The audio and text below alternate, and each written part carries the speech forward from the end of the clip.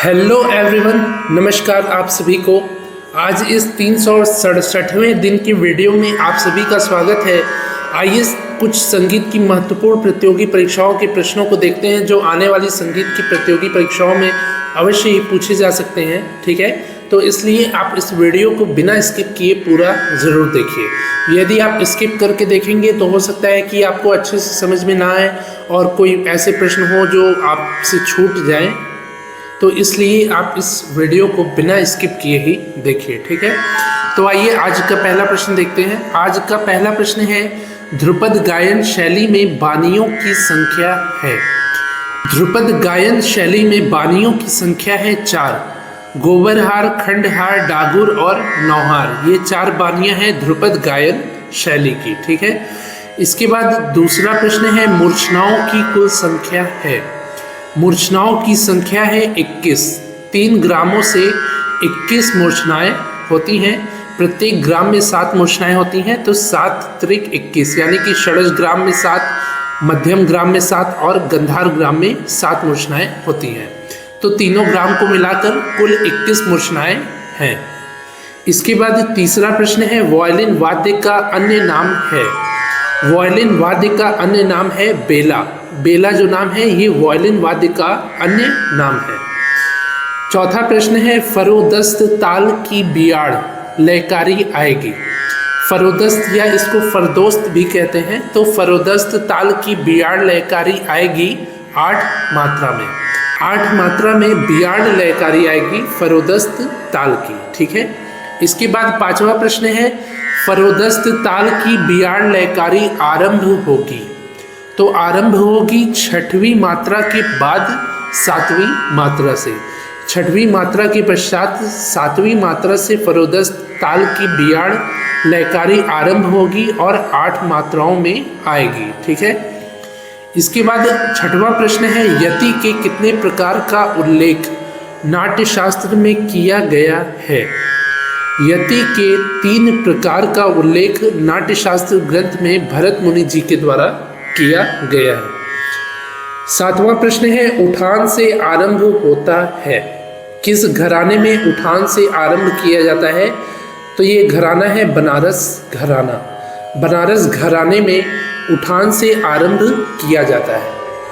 8वां प्रश्न है, आड़ी लय के कायदों के लिए प्रसिद्ध घराना है। आड़ी लय के कायदों के लिए प्रसिद्ध घराना है अजराणा घराना। अजराणा घराने में आड़ी लय के कायदों को बजाया जाता है और इसलिए ये घराना प्रसिद्ध भी है आड़ी लय के कायदों को बजाने के लिए। ठीक है, अजराणा घराना। इसके बाद 9वां प्रश्न है, तबले की चाटी पर वादन किस घराने में सर्वाधिक होता है। तो तबले की चाटी पर वादन जो होता है ये दिल्ली घराने में सर्वाधिक किया जाता है। दिल्ली घराने को चाटी का बाज और किनार का बाज भी कहते हैं। इसमें चाटी पर सबसे अधिक वादन किया जाता है। ठीक है, तबले की जो चाटी होती है सबसे किनारे का भाग होता है, उस पर सबसे ज़्यादा बजाया जाता है दिल्ली घराने में। 10वां प्रश्न है, नोम तोम की आलापचारी से आरंभ होता है। नोम तोम की आलापचारी से आरंभ होता है आगरा घराने में। आगरा घराने में नोम तोम की आलापचारी से आरंभ किया जाता है। 11वां प्रश्न है, ओंकार के आकार से गंभीर व जोरदार मर्दानी आवाज के साथ गाया जाता है। ओंकार का आकार किया जाता है और गंभीर व जोरदार मर्दानी आवाज के साथ गाया जाता है किराना घराने में, ग्वालियर घराने में और रामपुर सहसवान घराने में। किराना, ग्वालियर तथा रामपुर सहसवान घराने में ओंकार के आकार के साथ गंभीर और जोरदार मर्दानी आवाज के साथ गाया जाता है। 12वां प्रश्न है, ओम हरि ओम अनंत व ईश्वर के नाम के उच्चारण से प्रारंभ किया जाता है। ओम हरि ओम अनंत और ईश्वर के नाम के उच्चारण के साथ प्रारंभ किया जाता है मेवाती घराने में। मेवाती घराने के गायक हैं पंडित जसराज जी। तो ये मुख्य गायक हैं, मतलब कि इनको मेवाती घराने के गायक के रूप में ही जाना जाता है। ये इस घराने से संबंधित भी हैं और इस घराने में ओम हरि ओम का जाप किया जाता है और ईश्वर के नाम के उच्चारण के साथ ही किसी भी रागों को गाया जाता है। ठीक है, रागों या बंदिशों या किसी भी तरह के गीतों को गाया जाता है ओंकार के आकार के साथ, ओम हरि ओम अनंत व ईश्वर के नाम के उच्चारण के साथ। इसके बाद 13वां प्रश्न है, ध्रुपद का जन्म हुआ है। ध्रुपद का जन्म हुआ है प्रबंध से। प्रबंध से ध्रुपद का जन्म हुआ है। 14वां प्रश्न है, चतुरंग के 4 अंग हैं। चतुरंग के 4 अंग होते हैं पद, तराने के बोल, सरगम के बोल और पाठाक्षर। तबले में जिस प्रकार वर्ण होते हैं वैसे ही पखावज में पाठाक्षर होते हैं। ठीक है, तो पाठाक्षर यानी कि पखावज के जो शब्द होते हैं, पखावज में जो शब्द प्रयोग किए जाते हैं, शब्द बजाए जाते हैं, बजाने में जो शब्द प्रयोग निकलते हैं या प्रयोग किए जाते हैं उनको ही पाठाक्षर कहते हैं। ठीक है, तो चतुरंग के 4 अंग हैं पद, तराने के बोल, सरगम के बोल और पाठाक्षर। 15वां प्रश्न है, त्रिवट को दक्षिण भारतीय संगीत में कहते हैं। त्रिवट को दक्षिण भारतीय संगीत में कहते हैं चोल्लू केटू।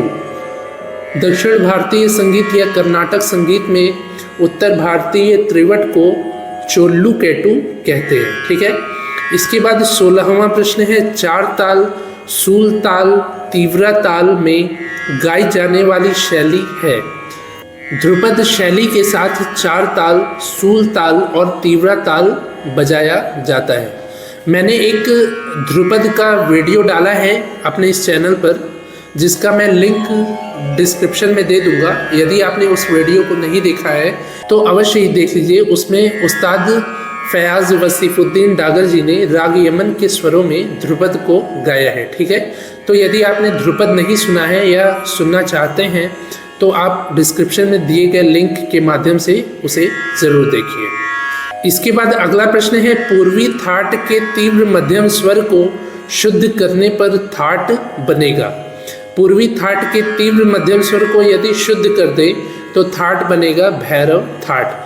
पूर्वी थाट में रेधा कोमल मा तीव्र स्वर होता है और यदि पूर्वी थाट के मध्यम तीव्र स्वर को शुद्ध कर देंगे तो रेधा कोमल वाला भैरव थाट बन जाएगा। इसके बाद अगला प्रश्न है, भैरव थाट के समान दक्षिण भारतीय मेल है।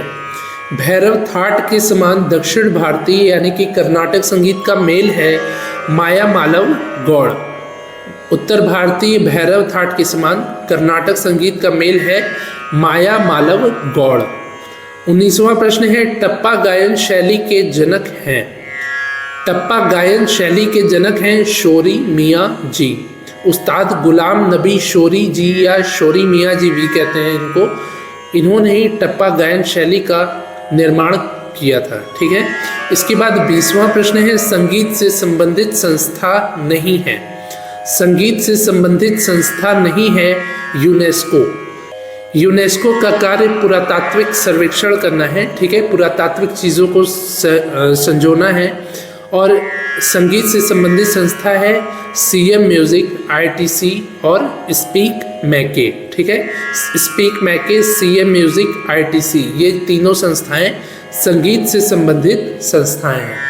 तो ये हो गए आज के 20 महत्वपूर्ण प्रश्न। मुझे उम्मीद है कि आपको ये प्रश्न अच्छे से समझ में आए होंगे। यदि समझ में आए हों तो आप इस वीडियो को लाइक करिए, ज़्यादा से ज़्यादा अपने दोस्तों से शेयर करिए। जो आने वाली संगीत की प्रतियोगी परीक्षाओं की तैयारी कर रहे हैं उनसे आप शेयर ज़रूर करिए। ठीक है, आज ये 367वें दिन का वीडियो है। इसके पहले मैंने 366 वीडियोज़ को बनाया है, जिसके प्लेलिस्ट का लिंक नीचे डिस्क्रिप्शन में है। यदि आपने अभी तक उन महत्वपूर्ण वीडियोस को नहीं देखा है तो अवश्य ही देख लीजिए, जिससे कि आपके आने वाले प्रतियोगी परीक्षाओं की और भी बेहतर तैयारी हो पाए। ठीक है, तो मिलते हैं ऐसे ही अगले 368वें दिन के वीडियो में। तब तक के लिए नमस्कार, धन्यवाद।